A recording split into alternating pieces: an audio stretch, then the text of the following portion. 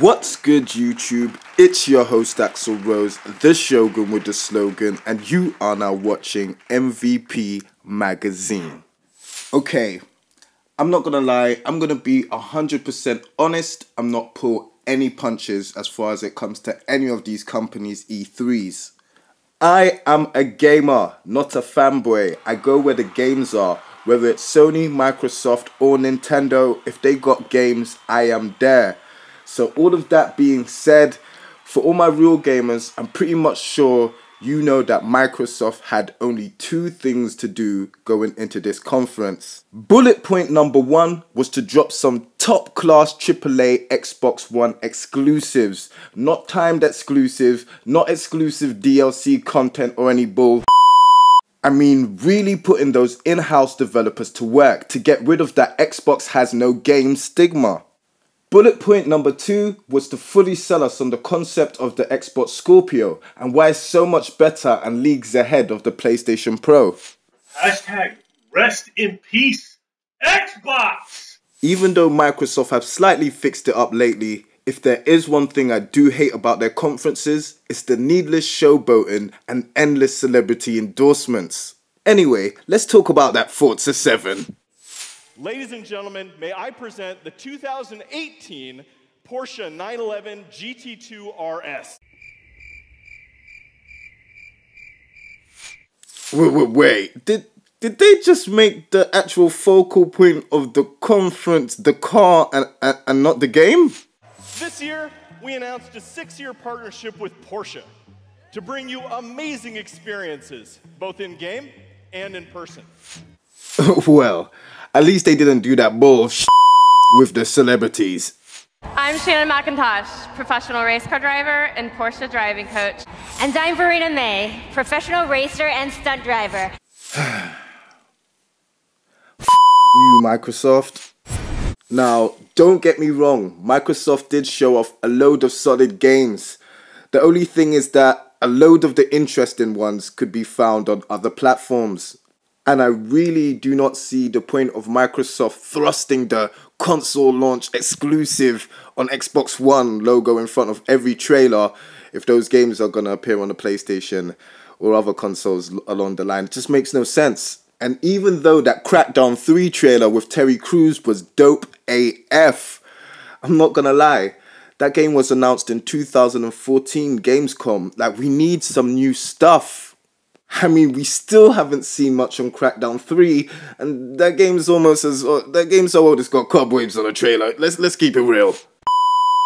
So, if we just look at the narrative that Xbox One has no exclusives, no big AAA titles which are just on that console, this conference didn't do much to specifically change that narrative. But to be fair, it did boast a whole wide range of variety of games that will be upgraded to 4K, whether there be new ones or one that's already been released already. So when you pick up your Xbox Premium Scorpio X version, whatever it's called, there will be content for you to play on day one, which is always a plus. PlayStation Pro, I'm looking at you. Now, when it comes to delivering on the promise of the Xbox One Scorpio, I am very disappointed. To be honest, after all these months of hype, I wanted Microsoft to kind of go all the way and make this some kind of cool console stroke PC hybrid. I want this to be a lot more than a PlayStation 4 Pro could ever be. And especially with all of Microsoft's resources and all of the things that they've been doing with apps on the Xbox One already, I thought this would have kind of been a no-brainer. Being able to fire up things like Cubase and Excel for my Xbox One and being able to smash fools on Gears of War at the same time would have been the truth, man. I'm actually even a little taken back by the fact that the console looks remarkably similar to the original Xbox One S, but just with a different color. I was expecting some kind of new controller as well, but I never got that either. Like, I'm not sure if I was expecting too much or the hype from Microsoft and their employees just got to me, but I don't know. Like, as a console and stuff like that, I am kind of disappointed. One thing I will say that is very positive about the Nintendo Switch, even though it may not be getting all those multi-plat titles, even though it may not be a 4K powerhouse, it definitely innovates on the way we all play games, and it's definitely something that is actually needed and relevant in this time. And I'm not exactly sure how much more relevant a more powerful Xbox One is without the software to back it up. Now, if there is one thing I will give Microsoft kudos for, it is the price of the console. $499 American and $449 UK. Now, I'm very, very, very pleased with that UK price, because that means Microsoft took a hit because of the whole Brexit situation in my country, and I thought it was going to be something closer to $480, but Microsoft took the hit on the price, and that's definitely something I respect them for. Kudos to Microsoft. Yeah, for the past couple of years at E3, it seems that we've been telling Microsoft the same thing, and year after year they haven't delivered.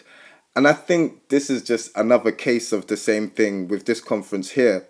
So I'm not going to be overly harsh like some other people are doing and stuff like that. I'm just going to keep it 100 and say, yeah, this was pretty mediocre. So let me know what you think about the conference and stuff. Are you interested in the Xbox One X? And yeah, make sure you like and share the video. Peace.